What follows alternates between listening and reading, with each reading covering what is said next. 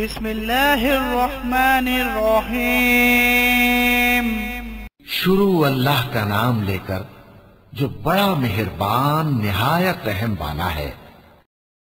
السلام علیکم۔ آج کا ٹاپک ہے شب بارات کی حقیقت۔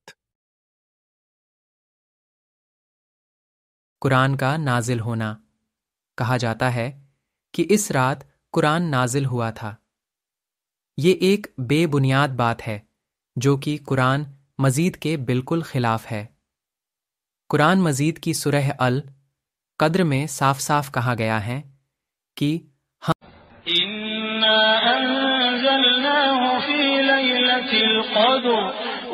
ہم اللہ نے قرآن کو شب قدر میں نازل کیا۔ ایک دوسری جگہ کہا گیا ہے کہ رمضان وہ مہینہ ہے جس میں قرآن نازل کیا گیا۔ القرآن 2:185۔ اس سے یہ بات صاف ہو جاتی ہے کہ جب قرآن رمضان کے مہینے میں نازل کیا گیا ہے تو وہ رات یعنی شب قدر بھی رمضان ہی میں ہوگی۔ یہی بات حدیث میں بھی کہی گئی ہے۔ صحیح بخاری کی ایک حدیث میں اللہ کے رسول محمد صلی اللہ علیہ وسلم نے فرمایا، شب قدر کو رمضان کے آخری عشرے 10 دنوں کی تاک اوڈ راتوں میں تلاش کرو۔ کہا جاتا ہے کہ اس رات مردوں کی روحیں دنیا میں آتی ہیں۔ اس بات کو سورہ القدر کی اس آیت سے ثابت کیا جاتا ہے۔ اس رات میں روحیں اور فرشتے اترتے ہیں۔ اس آیت کے بارے میں جیسا کہ ہم پہلے بتا چکے ہیں کہ یہ آیت شب قدر کے سلسلے میں نازل ہوئی ہے، نہ کہ شب بارات کے سلسلے میں۔ پھر اس بات پر بھی سبھی مفسرین کا اتفاق ہے کہ یہاں روح سے مراد روح القدس ہے، یعنی حضرت جبرائیل علیہ ہے، نہ کہ ان بزرگوں یا باباؤں کی روحیں جن سے گمراہ لوگ مرادیں مانگتے ہیں۔ یہ بات کہ مردوں کی روحیں دنیا میں آتی ہے قرآن مجید کی اس آیت کے خلاف ہے جس میں کہا گیا ہے کہ مرنے کے بعد قیامت تک کے لیے روح عالم برزخ میں رہتی ہے۔ القرآن سورہ نمبر 20 اور آیت نمبر 100۔ موت کے بعد روح جہاں رکھی جاتی ہے اسے عالم برزخ کہا جاتا ہے۔ اس کے علاوہ بہت سی حدیثوں سے بھی معلوم ہوتا ہے کہ ایک بار کسی کی روح اللہ کے پاس پہنچ گئی تو اب اس کے پاس دنیا میں آنے کا کوئی موقع نہیں ہوگا۔ لہٰذا یہ بات بھی صاف ہو گئی کہ اس رات یعنی شب برات کو روحیں دنیا میں نہیں آتیں۔ 3 حلوہ کھانا۔ اس رات کو حلوہ بنا کر کھایا جاتا ہے۔ حالانکہ کچھ وجہوں سے یہ بدعت اب لوگوں میں کم ہوتی جا رہی ہے، لیکن ابھی بھی لوگوں کی ایک بڑی تعداد اس بدعت میں مبتلا ہے۔ اس کی وجہ بھی بڑی مزاح خیز ہے۔ کہا جاتا ہے کہ چونکہ نبی صلی اللہ علیہ وسلم کا ایک دانت مبارک شہید ہو گیا تھا، اس لیے انہوں نے حریرہ پتلا شوربیدار کھانا کھایا تھا، اس لیے حریرہ کھانا یا حلوہ کھانا سنت ہوا۔ یہ بات اس لیے مزاح خیز ہے کہ نبی کا دانت مبارک 7 شوال 3 ہجری کو جنگ احد کے موقع پر شہید ہوا تھا۔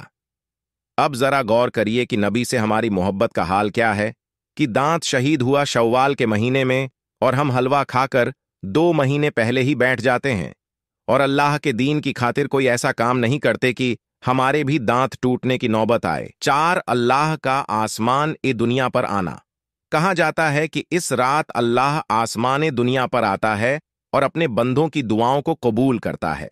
اس سلسلے میں بھی اس رات کو مخصوص کرنا صحیح نہیں ہے، کیونکہ صحیح بخاری میں حدیث کے شبد اس طرح ہیں کہ اللہ کے رسول صلی نے فرمایا، ہمارا بلند و برکت والا رب ہر رات کو آسمان دنیا پر آتا ہے جب رات کا آخری تہائی حصہ رہ جاتا ہے۔ وہ کہتا ہے کہ کوئی مجھ سے دعا کرنے والا ہے کہ میں اس کی دعا قبول کروں، کوئی مجھ سے مانگنے والا ہے کہ میں اسے دوں، کوئی مجھ سے بخشش طلب کرنے والا ہے کہ میں اس کی بخشش کروں۔ صحیح البخاری 1145۔ اس حدیث میں یہ بات صاف ہو گئی کہ اس رات میں کوئی خاص بات نہیں ہے کہ اسی رات میں اللہ آسمان دنیا پر آتا ہے، بلکہ اللہ تعالی رات کے آخری حصے میں یعنی صبح ہونے سے کچھ پہلے ہر روز آسمان دنیا پر آتا ہے اور لوگوں کی دعائیں سنتا ہے۔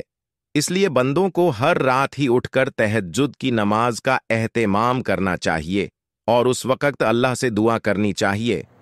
5 لوگوں کا قبرستان جانا۔ کہا جاتا ہے کہ شب برات یعنی شعبان کی 15ویں رات کو قبرستان جانا سنت ہے۔ اس سلسلے میں یہ بات تو کہی جا سکتی ہے کہ قبرستان جانا اپنے آپ میں ایک سنت ہے، لیکن شعبان کی 15ویں رات کو خاص طور سے قبرستان جانے والی کسی بھی حدیث کو علماء اور محدثین صحیح اور مستند نہیں مانتے۔